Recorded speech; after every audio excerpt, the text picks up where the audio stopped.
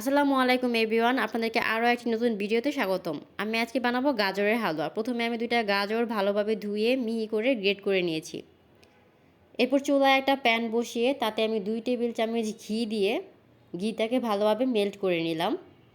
গাজরের হালুয়াটা ঘি দিয়ে করলেই বেশি ভালো হয়।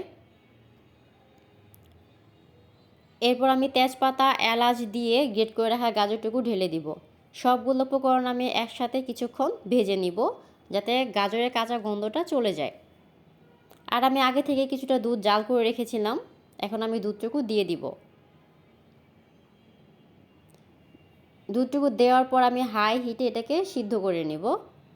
দেখতেই পাচ্ছেন অনেকটা সিদ্ধ হয়ে গিয়েছে। আমি অনবরত নাড়তেছিলাম যাতে কোনোভাবেই লেগে না যায়।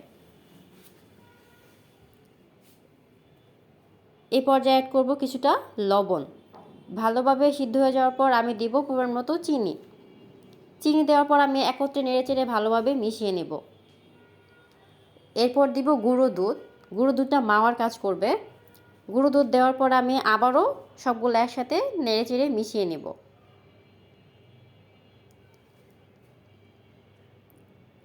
এ পর্যায়ে দিয়ে দিব কিছুটা কিশমিশ। আমার গাজরের হালুয়া মোটামুটি রেডি।